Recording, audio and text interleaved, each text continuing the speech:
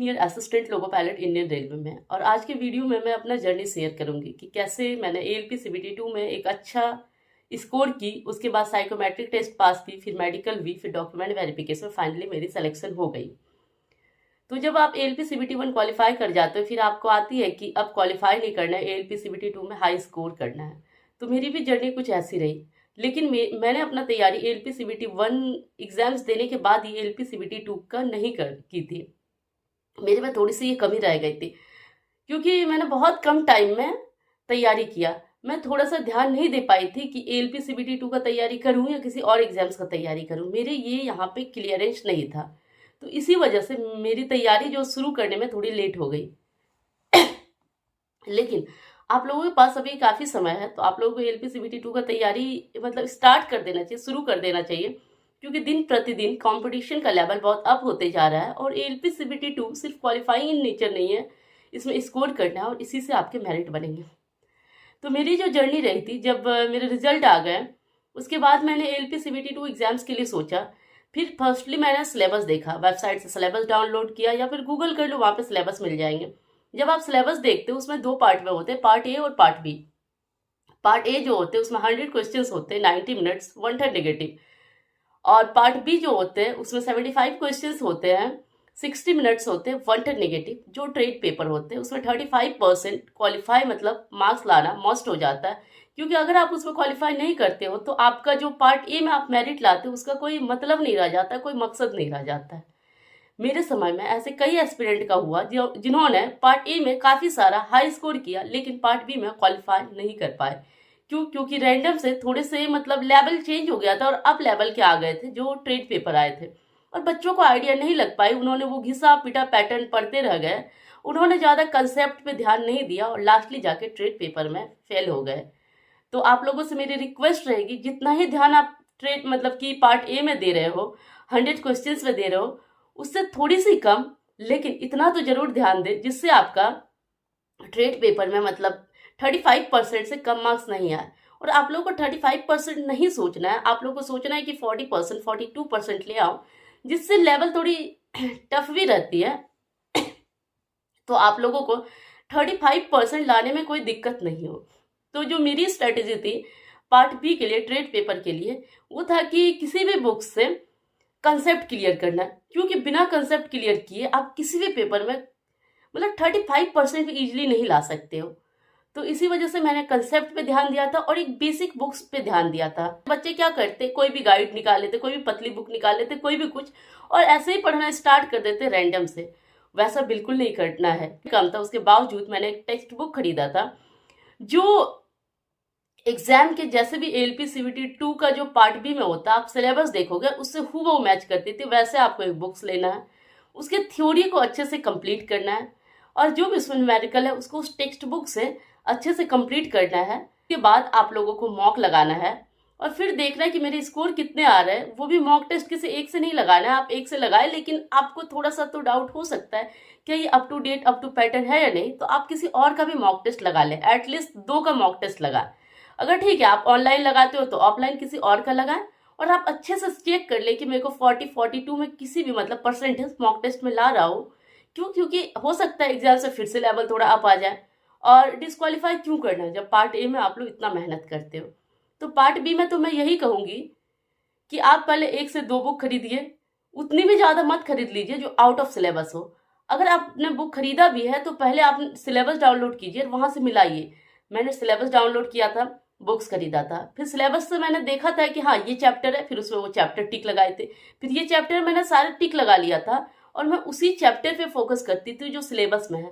और जो सिलेबस में नहीं है उसको मैंने कभी फोकस नहीं किया, एक बार भी नहीं देखा। उसको पढ़ के क्या फायदा, अगर सिलेबस में नहीं है तो उससे नहीं पूछे जाएंगे, 99.99% चांसेस से नहीं पूछे जाएंगे। अगर एक सवाल दे देते तो वो कोई बड़ा इशू नहीं है, क्योंकि आपको 35% ही स्कोर करना है। जब आप सिलेबस अच्छे से मतलब कंप्लीट कर लेते हो, एक बार कंसेप्ट क्लियर कर लेते हो, उसके बाद आपको जाना चाहिए मॉक पे, या फिर जहां से भी आपको प्रैक्टिस करना चाहिए। फिर देखना चाहिए कहाँ कमी रह गई और रिवीजन में क्या कमी रह गई कि मैं अच्छा स्कोर नहीं कर पा रहा हूँ।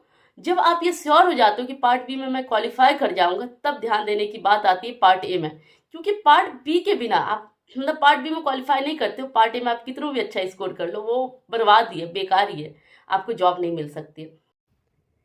Wait wait wait 10 second. अभी टेक्स्ट बुक की ईयर एंड सेल चलने वाली 4 दिनों के लिए 28 से 31 दिसंबर, 28, 29, 30, 31। अगर आप लोगों ने अब तक परचेज नहीं किया तो आप लोग परचेज कर सकते हो, जो साल के अब तक के सबसे लोवेस्ट प्राइस होंगे। यहाँ पे आप देख सकते हो व्हाट 999, मतलब यहाँ पे आपके प्राइस शो हो जाएंगे उस दिन, और आप लोग सबसे लोवेस्ट प्राइस में 365 पूरे 365 डेज के लिए टेक्स्ट बुक के टेस्ट सीरीज को खरीद सकते हो, जिसके लिए एक्सेस मिलेगी 365 दिन। उसमें आपको सारे एग्जाम्स यहाँ पे आप देख सकते हैं, railway group D, NTPC, SSC GD, all over India के जितने भी टेस्ट सीरीज है मोस्टली सारे एग्जाम्स के मिल जाते हैं।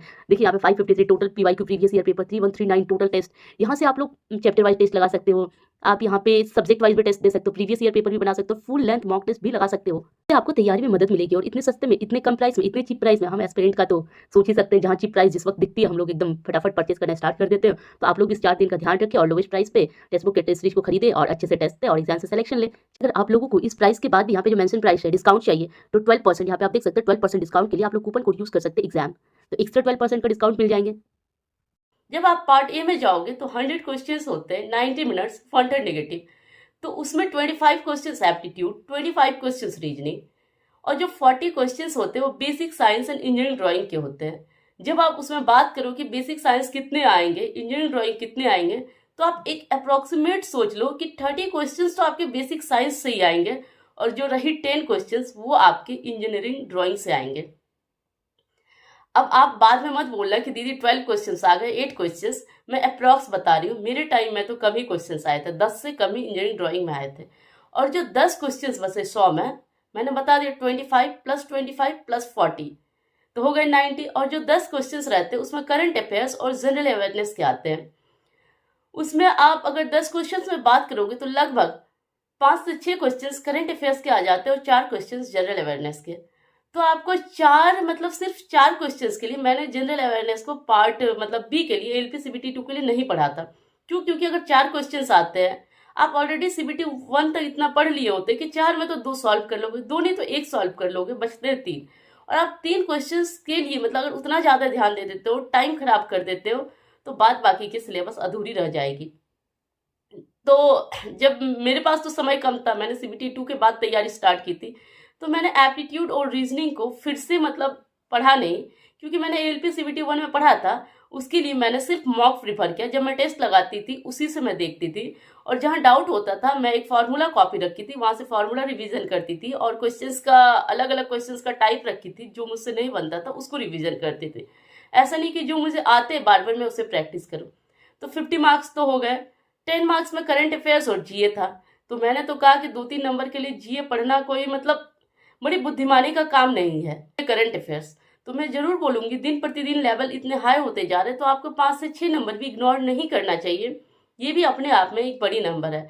तो आपको अभी से एक मैगजीन, कोई भी पतली मैगजीन, ये नहीं बोलूंगी कि आप यूपीएससी का मैगजीन लाइए और पढ़ना स्टार्ट कर दीजिए, वो सिर्फ आपके लिए बेवकूफ़ी होगा, टाइम बर्बाद होगा। आप उतना ही पढ़ें जिसको आप एग्जाम में ले जा सकते हो और एग्जाम में क्वेश्चंस बना सकते हो, स्कोर कर सकते हो। पढ़ते टाइम ये हमेशा ध्यान देना चाहिए कि एकदम अकॉर्डिंग टू सिलेबस पढ़े, क्योंकि मैं एकदम से सिलेबस सामने रखती थी, बुक्स में टिक करती थी, कोई भी बुक्स, जो भी बुक्स खरीदी थी यही चैप्टर पढ़ना है जो मेरे सिलेबस में है, अगर नहीं है तो मैं उसको देखूंगी तक नहीं, अगर ज्ञान ही लेना एग्जाम्स के बाद लूंगी। तो फिर आप करंट अफेयर्स पढ़ना स्टार्ट कर दीजिए, क्योंकि अगर आप एक बार अगर किसी भी मैगजीन से पढ़ोगे तो वो आप याद रह जाएगी। जरूरी नहीं एग्जाम तक आप 2-3 बार रिवीजन कर लेना, लेकिन उतना ही पढ़ना जिसको आप रिवीजन कर पाओ, और लगभग 8 से 9 महीने के करंट अफेयर्स पढ़ लेना। वैसे भी तो सीबीटी 1 में कुछ तो पढ़ाई होगा, तो बचते 5 से 6 महीने, तो पढ़ लेना चाहिए। तो फिर हो गए 10 नंबर कंप्लीट। फिर एप्टीट्यूड रीजनिंग तो मैंने बताया कि सीबीटी 1 के लिए पढ़ा था। फिर जो बच रहे थे मेरे पास 40 marks, basic science and engineering drawing. और इंजीनियरिंग ड्राइंग जो होता है हम लोग कॉलेज में पढ़े होते हैं, या तो आपने बीटेक किया है या आईटीआई किया है या डिप्लोमा, लेकिन यहाँ पे जो इंजीनियरिंग ड्राइंग आते हैं वो कॉलेज के पैटर्न पे नहीं आते। आप ये सोच के सोचोगे अरे कॉलेज का रिवीजन करने लगूँ, ये सबसे बड़ी मूर्खता होगी, कि कॉलेज में जो पढ़े वो बहुत ही हाई लेवल, उसके एक सेमेस्टर होते हैं। आप सोच रहे हो एक सेमेस्टर, अगर सिविल है तो आप कितने सारे सेमेस्टर में पढ़ते हो, और यहाँ पे 10 मार्क्स के लिए नो नो नो, उतनी बेवकूफ़ी कभी नहीं करना।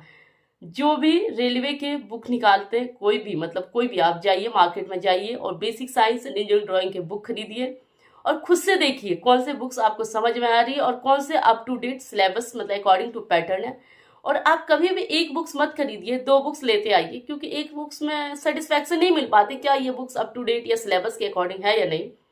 और फिर आप दोनों बुक्स से पढ़िए, कुछ चैप्टर इसमें अच्छे रहेंगे, कुछ चैप्टर उसमें अच्छे रहेंगे और सिलेबस के अकॉर्डिंग। तो मैंने भी वही किया, 2 बुक्स मैंने मंगाया था, इंजीनियरिंग ड्राइंग और बेसिक साइंस। क्यों? क्योंकि वो किसी भी बच्चे के लिए या थोड़ी नई हो जाती है। जब आप बेसिक साइंस का बात करोगे तो उसमें जो ज़्यादातर क्वेश्चंस होते हैं वो फिजिक्स के होते हैं, और कुछ क्वेश्चंस उसमें सेफ्टी से रिलेटेड होते हैं, और एक हेल्थ से रिलेटेड, इन्वायरमेंट से रिलेटेड, इन्वायरमेंट एजुकेशन से रिलेटेड होते हैं उसमें, और एक आईटी लिटरेसी। तो आईटी लिटरेसी और जो हेल्थ बोला मैंने और इन्वायरमेंट से, वो थोड़े बच्चों के लिए नए हो जाते हैं। और जो बाद बाकी जो क्वेश्चंस आपके बेसिक साइंस में रहेंगे उसके चैप्टर मास, वेट, डेंसिटी और एक ऐसा ही मतलब कुछ होते हैं, आप जाके सिलेबस देख लेना। और एक लीवर्स एंड मशीन करके रहते हैं, वो भी लीवर्स एंड जो मशीन होते हैं, मतलब उत्तोलक हिंदी में बोल सकते हो, वो चैप्टर भी बच्चों के लिए नया हो जाता है। तो मैंने basic science and engineering drawing के सिलेबस को एक कॉपी में लिखा, फिर मैंने देखना स्टार्ट किया, वेलोसिटी एंड स्पीड, टेम्परेचर, ये सब चैप्टर सबके अच्छे होते हैं। या नहीं भी है तो आप पढ़िए, मेरी वो अच्छी जो मेरी चैप्टर अच्छी थी और मैंने ऑलरेडी पढ़ रखा था उसको अलग कर लिया। उसके बाद जो चैप्टर मेरे लिए एकदम न्यू था उसको अलग किया, और जो चैप्टर मुझे बीच बीच में थोड़ी सी कंसेप्ट क्लियर थी, थोड़ी सी नहीं, मैंने उसको अलग किया। जो इजी थे उसका मैंने क्वेश्चन प्रैक्टिस किया, और जो मिड में थे उसका मैंने थ्योरी, जो भी थ्योरी क्लियर नहीं थी वो किया, उसके बाद क्वेश्चन प्रैक्टिस किया। और जो टफ थे उसको मैंने 2 से 3 बुक्स, मैंने तो ऑलरेडी कहा था आप 2 बुक्स मतलब लेके आना, तो वो दोनों बुक से अच्छे से कवर किया। उसके बाद मैं क्वेश्चन प्रैक्टिस लगाई। तो फिर मेरे basic science and engineering drawing ऐसे ही हो गए, और इंजीनियरिंग ड्राइंग का भी उसी जो बुक्स आते हैं मार्केट में भी रेलवे के, वैसा ही बुक्स मैंने खरीदा था, और फिर उसी से इंजीनियरिंग ड्राइंग की थ्योरी कंप्लीट की। फिर जो कुछ इंजीनियरिंग ड्राइंग में याद रखना होता है वो सब आप लोग भी याद रख लेना। जब आप बुक्स खोलोगे देखोगे तो आपको पता चल जाएगा कौन से चैप्टर्स वहाँ पे एकदम डायरेक्ट आ जाएंगे, तो उसको रिमेंबर करना है, याद रखना है, और वहाँ पे जाके बनाना है। बिना याद किए वो बना ही नहीं पाओगे। तो वो सब आप याद कर लेना, रख लेना। और फिर वो 40 मार्क्स को मैं सिक्योर कर ली, 50 मार्क्स तो एप्टीट्यूड, रीजनिंग और करंट अफेयर्स बता दी। इतने तो छोटे से सिलेबस सीबीटी 2 में है, और आप लोग कंफ्यूज होते हैं, दीदी मैं कंफ्यूज हूँ कि सीबीटी 2 में आगे सिलेबस क्या है। इसलिए मैं बोलती हूँ 2-3 दिन आप लोग सबसे पहले सिलेबस को देखिए, चैप्टर वाइज देखिए, क्या चैप्टर से आते हैं, कौन से चैप्टर से आते हैं, कैसे सवाल आते हैं। क्योंकि जब तक आप वो नहीं देखोगे तो आप टाइम बर्बाद करोगे, कुछ भी पढ़ने लगोगे इधर उधर, वो बेफालतू है और टाइम बर्बाद होगा, ज़्यादा टाइम लगेगा और स्कोर बहुत ही कम होगा। तो सबसे फर्स्टली सिलेबस को एकदम क्लियर कीजिए कि आखिर मेरा सीबीटी 2 में सिलेबस क्या है, और किस चैप्टर में मैं स्कोर पहले से मतलब ऑलरेडी जानता हूँ उसमें कर सकता हूँ, कौन से चैप्टर मेरे लिए न्यू है, अभी मुझे पढ़ना है, उसमें स्कोर करना है। क्योंकि सीबीटी 2 को आप लोगों को सिर्फ क्वालिफाई नहीं करना है, एक अच्छा स्कोर करना है। तो मेरी तो यही सीबीटी 2 में जो पार्ट ए की जर्नी तो यही रही। पार्ट बी तो जो ट्रेड पेपर होता है, मैंने तो बताया कि मैंने बुक्स खरीदा था, पहले कंसेप्ट क्लियर किया, फिर प्रैक्टिस सेट लगाई, और जब एग्जाम्स बचे लगभग 30 डेज तो उस वक्त में प्रैक्टिस सेट लगाना थोड़ा ज़्यादा कर दिया, और लास्ट में जब बच जाते 15 दिन या 10 दिन तो उस वक्त में प्रैक्टिस सेट कभी नहीं लगाती, मॉक कभी नहीं लगाती। अगर आप लोगों का मन हो तो आप लोग उस टाइम लगा सकते हो, लेकिन मैं पहले वो सब क्लियर कर लेती और बाद में बस रिवीजन करती, क्योंकि लास्ट में मतलब डिमोटिवेट हो जाते हैं अगर कम मार्क्स आते। तो जो भी हमको सोचना है वो मतलब हम लोगों को पहले सोच लेना है कि ठीक है मैं ऐसे पढ़ूंगा, इतने दिन में पढ़ूंगा, ऐसे प्रैक्टिस करूंगा, ऐसे स्कोर करूंगा। और एग्जाम्स से मतलब एग्जाम्स आने से 10 दिन पहले इतना कॉन्फिडेंस खुद को कर लेना है कि हाँ मैं एक अच्छा स्कोर कर रहा हूँ, क्वेश्चंस कैसे भी आए। तो चलिए मेरी यही जर्नी रही सीबीटी 2 की। नेक्स्ट वीडियो में बताऊंगी मैंने साइकोमेट्रिक टेस्ट कैसे क्वालिफाई किया, फिर मेडिकल में क्या होते हैं, मेडिकल में कौन से टेस्ट होते हैं। और अगर आप लोगों को किसी भी प्रकार का क्वेरीज हो, किसी और प्रकार का इशू हो तो कमेंट सेक्शन में कमेंट कर दें। और अगर मेरे द्वारा बनाए गए वीडियोस आप लोगों को अच्छी लगती हो तो दोस्तों के साथ शेयर करें, चैनल को सब्सक्राइब कर दें, क्योंकि इससे मुझे मोटिवेशन मिलेगी और मैं भी वीडियो बनाने के लिए प्रेरित होऊंगी और कुछ स्ट्रैटेजीज बताऊंगी जिनसे आप लोगों को हेल्प मिले। और अगर नहीं हेल्प मिलती हो तो आप लोग कमेंट सेक्शन में बेहिचक कमेंट करें और बताएं कि दीदी मुझे यहाँ डाउट है, क्योंकि मैं तो हर लोगों को समझ नहीं पा रही हूँ यहाँ पे किनको क्या डाउट है, कैसा डाउट है। मैं एक in general in genuine doubt यहाँ पे शेयर करती हूँ। ठीक है, आज के वीडियो में इतना ही, मिलते हैं नेक्स्ट वीडियो में, तब तक के लिए बाय बाय, टेक केयर।